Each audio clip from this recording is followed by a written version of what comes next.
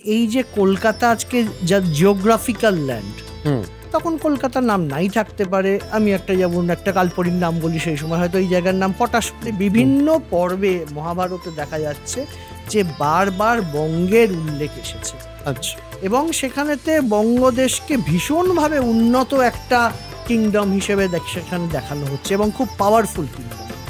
কলকাতার 3টে জায়গায় খনন কার্য হয়েছে। একটা হচ্ছে কলকাতার খুব কাছে চন্দ্রকেতুগড়, একটা হচ্ছে দমদমে ক্লাইভ হাউস, এবং আরেকটা হয়েছে কলকাতার বুকে খনন কার্য, যেখানে কিছু জিনিস পাওয়া গেছে এটা হচ্ছে বেথুন কলেজ। Right right.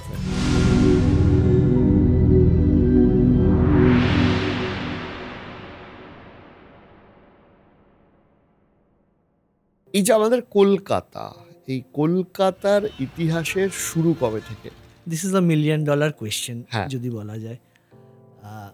দেখুন, যদি আমরা ইতিহাসকে আমরা বিচার করি, তাহলে দেখতে পাবো যে পিছোতে আমরা চলে যাব সেই মহাভারত রামায়ণের যখন রচনা হয়েছিল, লেটার ভেদিক পিরিয়ড বা আর্লি ভেদিক পিরিয়ড আর লেটার ভেদিক পিরিয়ডের ওই ট্রান্সফরমেশনের ওই পিরিয়ডটাতে যদি আমরা ফিরে যেতে হবে। তার কারণ হচ্ছে সেই সময় দেখা যাচ্ছে এই যে কলকাতা আজকে যা জিওগ্রাফিক্যাল ল্যান্ড, তখন কলকাতার নাম নাই থাকতে পারে। আমি যেমন একটা কাল্পনিক নাম বলি, সেই সময় হয়তো এই জায়গার নাম পটাশপুর। কারণ আমাদের প্রত্যেকেরই আমাদের যে অফিসিয়াল নাম আছে এখন, তাছাড়াও আমাদের পিসি মাসি কাকা জ্যাঠা একটা অন্য নামে ডাকে, মানুষটা তো আমি একই। বা ইনফ্যাক্ট ভারতবর্ষের খুব মানে নতুন ইতিহাসেও বহু শহরের নাম বদলেছে, যেমন মাদ্রাজ চেন্নাই হয়ে গেছে বা ইত্যাদি।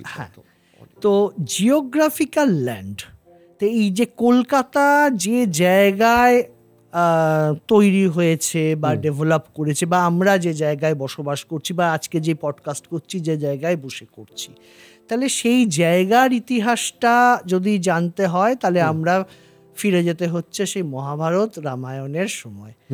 আজ থেকে 3000 বছর আগে দেখা যাচ্ছে যে 3টে কিংডম রয়েছে, অঙ্গ, বঙ্গ, কলিঙ্গ। অঙ্গ হচ্ছে বর্তমান বিহার, ঝাড়খণ্ড, এই জায়গাটা।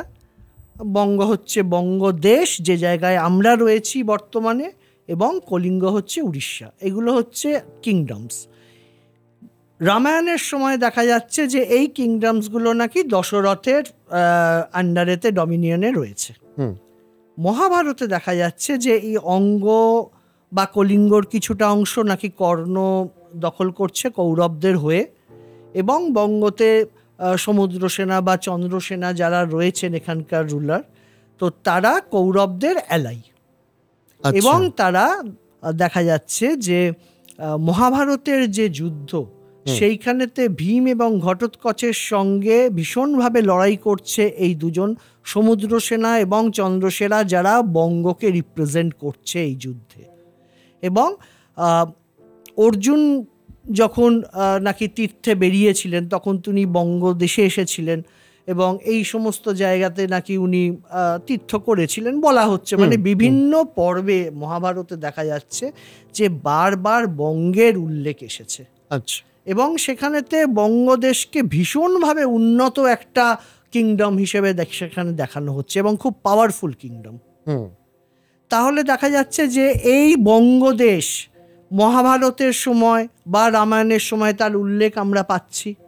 এটা গেল দুটো এপিক্যাল। এরপর যদি আমরা দেখি বুদ্ধিস্ট স্ক্রিপ্ট সংযুক্তা নিকাই, সেখানে এই জায়গার বর্ণনা রয়েছে। কালিদাসের রঘুবংশম, সেখানেতে এইখানকার বর্ণনা রয়েছে। তারপরেতে দান্দিনীর দশকুমার চরিত্রম, সেইখানে এই বঙ্গদেশ বা দক্ষিণবঙ্গের সেখানে বর্ণনা রয়েছে।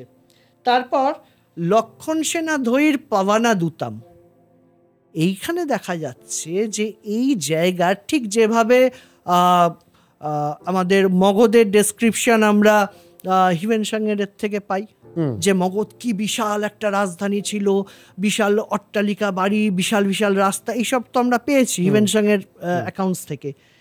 এই এই বই থেকে আমরা পাচ্ছি যেটা, সেটা হচ্ছে বলছে বঙ্গদেশে সেই সময় এটাকে সিটি অফ প্যালেসেস বলা হয়েছে। আচ্ছা, আমরা সিটি অফ প্যালেসেস পরবর্তী সময় কলকাতাকে হয়তো ব্রিটিশ পিরিয়ডেতে বলা হয়েছে, সিটি অফ জয় কলকাতা বা মান্ডুকে বলা হয়েছে, কিন্তু এই দেখা যাচ্ছে লক্ষণ সেন ধৈনীর এই বইতে এখানেতে এই পিরিয়ডটাকে, এই সময়কে এখানে ভীষণভাবে উন্নত একটা সিভিলাইজেশন রয়েছে এবং সেখানে প্রাসাদ তুল্য সব বাড়ি, ঠিক যেভাবে মগধের ডেসক্রিপশন আমরা পাই, এই অঞ্চলের ডেসক্রিপশন আমরা কিন্তু এই বই থেকে পাওয়া যাচ্ছে। আচ্ছা, তারপরেতে ক্লডিয়াস টলেমি, গ্রিক, ভীষণভাবে আমরা সবাই তার নাম জানি, তার কাজ সম্পর্কে আমরা ওয়াকিবহাল। তিনি জিওগ্রাফিয়া বলে একটা বিশ্ববিখ্যাত একটা গবেষণামূলক বই লিখেছিলেন। তিনি কিন্তু ইন্ডিয়াতে কোনোদিন আসেননি, কিন্তু তিনি এই পুরো দক্ষিণ এশিয়ার বা এর ম্যাপ তৈরি করেছিলেন এবং সেইখানেতে গঙ্গে বলে একটা পোর্ট দেখাচ্ছেন। আচ্ছা, যেটা পরেশচন্দ্র দাশগুপ্ত পরবর্তী সময় যেটাকে নির্ধারণ করেছেন যে চন্দ্রকেতুগড় বলে। ওকে। এবং এই বই এবং তারপরেতে হচ্ছে পেরিপ্লাস অফ এরিথেনিয়ান সি, এই বইতে দেখা যাচ্ছে যে এরা বলছে এই চন্দ্রকেতুগড় বা গঙ্গে পোর্ট, এখান থেকে শয়ে শয়ে জাহাজ ইস্টার্ন রোমান এম্পায়ারেতে যাচ্ছে এবং সেখানে যাচ্ছে কি সিল্ক, কারণ এখানকার সিল্ক ওখানকার মহিলারা পরতে খুব পছন্দ করেন। মানে এখান থেকে যে কোন সময় হবে তখন, এটা তো হচ্ছে একদম মানে একদম জাস্ট সি বা এডি শুরু হচ্ছে সেই পিরিয়ডের গল্প, এটা একদম 2000 বছর একদম একদম একদম তাই।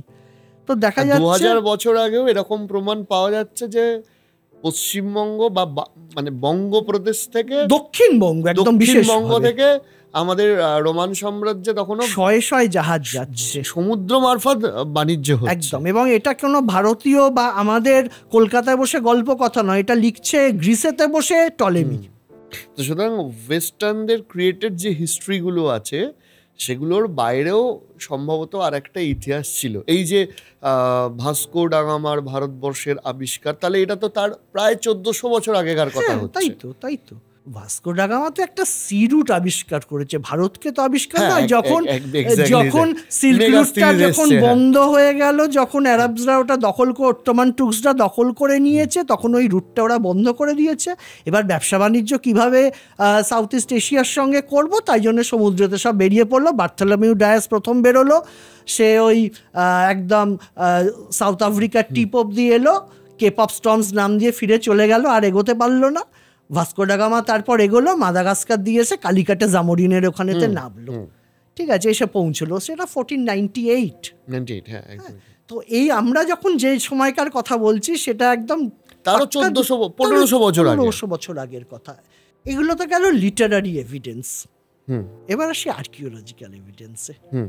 কলকাতার 3টে জায়গায় খনন কার্য হয়েছে। কোথায় কোথায়? একটা হচ্ছে কলকাতার খুব কাছে চন্দ্রকেতুগড়, একটা হচ্ছে দমদমে ক্লাইভ হাউস, যে ক্লাইভ হাউসটা একসময় সাবর্ণ রায়চৌধুরী পরিবারের কাছারি বাড়ি ছিল, এবং আরেকটা হয়েছে কলকাতার বুকে খনন কার্য, যেখানে কিছু জিনিস পাওয়া গেছে হচ্ছে, এটা হচ্ছে বেথুন কলেজ। রাইট।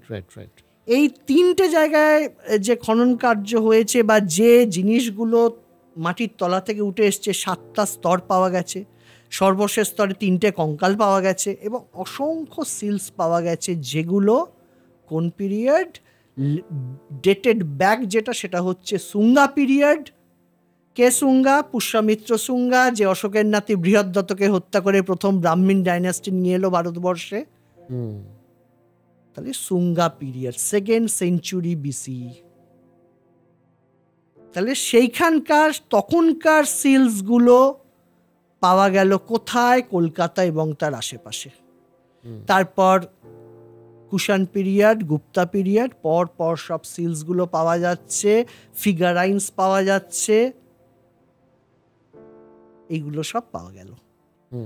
এবং তার থেকে প্রমাণ হয় যে সাউথ ইস্ট এশিয়াতে এইখান থেকে, এবং পরবর্তী সময়ে তাম্রলিপ্তর যে পোর্ট, সেখান থেকে ট্রেডিং চলছে, একটা যেখানে সিভিলাইজেশন নেই, যদি একদম আমি ধরে নিলাম একদম গ্রাম্য একটা পরিবেশ, একদম রুরাল, তাহলে সেখান থেকে ট্রেডিং তো হতে পারে না, যেখানেতে বিদেশ থেকে জাহাজ আসছে। ট্রেড সেন্টারেতে তো তার তো একটা নিজস্ব একটা অ্যাট্রিবিউটস রয়েছে, একটা ট্রেডিং সেন্টার, একটা রুরাল এরিয়া ট্রেডিং সেন্টার কোনোদিন হতে পারে না। একটা ট্রেডিং সেন্টার থেকে একটা বড় শহরের জন্ম নেয় সবসময়। তাহলে দেখা যাচ্ছে যে আমরা যে লিটারারি এভিডেন্সগুলো আমাদের সামনে বিভিন্ন সময় উঠে এসছে, যেগুলো কথাগুলো বললাম, আর্কিওলজিক্যাল যে এভিডেন্সগুলো উঠে আসছে, দেখুন টাইম পিরিয়ড ম্যাচ করে গেল। তাহলে এই বঙ্গদেশ, দক্ষিণবঙ্গ বা কলকাতা তার আশেপাশের অঞ্চল উন্নত যে একটা সুসজ্জিত সুসংগঠিত সমাজ ব্যবস্থা যে সেই 2000 বছর আগে ছিল, এ নিয়ে তো কোনো সন্দেহ প্রকাশের কোনো জায়গা নেই আর আমাদের কাছে। এবং ওই মহাভারত বা রামায়ণের পিরিয়ডে যে অঙ্গ, বঙ্গ, কলিঙ্গ বলা হয়েছে এবং তিনটেকে উন্নত সিভিলাইজেশন বলা হয়েছে, উন্নত কিংডমস বলা হয়েছে, সেটা ওই দুটো এপিকে লেখা হয়েছে আরও পেছনে। তাহলে তখন থেকেই এপিকটা তো কি, যিনি লিখছেন তার চারপাশে তিনি যা দেখছেন সেটাই তো লিখছেন। তাহলে ব্যাসদেব হোক, বাল্মীকি হোক, অন্য আর যেই লিখেছেন, তাহলে তার মাথায় যে নলেজটা রয়েছে সেই নলেজটাই তো তিনি যদি বঙ্গ, কলিঙ্গ, অঙ্গ বলে কোনো জায়গার নামই না জানতেন, তাহলে তিনি লিখতেন কি করে, বা সেই জায়গাকার রাজাদের কথা লিখতেন কি করে? তার জ্ঞানটা ছিল, তাহলে নলেজটা সেখানেতে তার কাছে ছিল। নলেজটা কিভাবে ছিল? কারণ সেইগুলো উন্নত জনপদ হিসেবে তাদের যে কর্মকাণ্ড, সেটার কথা সারা ভারতবর্ষের মানুষ বা তখন অন্য যে কিংডমসের মানুষরা তারা জানতো। আমি আজকে এখানে বসে আজকে মুম্বাইয়ের কথা আমি জানতে পারছি, বা মুম্বাইতে একটা কোনো ব্রিজ তৈরি হচ্ছে, একটা নতুন কিছু বাড়ি তৈরি হচ্ছে, একটা টাওয়ার তৈরি হচ্ছে, আমি আমার জ্ঞানটা হচ্ছে বলেই তো আমি জানতে পারছি সেইখানকার কথা। আমি তো সেখানে যাচ্ছি না, কিন্তু সেই কথাটা আমার কাছে কোনো না কোনোভাবে সূত্র দিয়ে আসছে। তাহলে এই অঙ্গবঙ্গ কলিঙ্গর কথা তার মানে ব্যাসদেব বা বাল্মীকি তো এখানে বসে লেখেননি, যে জায়গায় বসে লিখেছেন তাহলে সেখানে সেই নলেজটা গিয়ে পৌঁছচ্ছে। তাহলে এখান থেকে কেউ কেউ ওখানেও গেছিল, রাইট? আমি সেইটাই বলতে চাইছি। এখানেতে আমাদের না ইতিহাসটা আমাদের এমনভাবে ছোটবেলা থেকে শেখানো হয় যে আমরা মানে যেটা দেখানোর চেষ্টা হয় তার বাইরে আমরা কল্পনা শক্তি করি।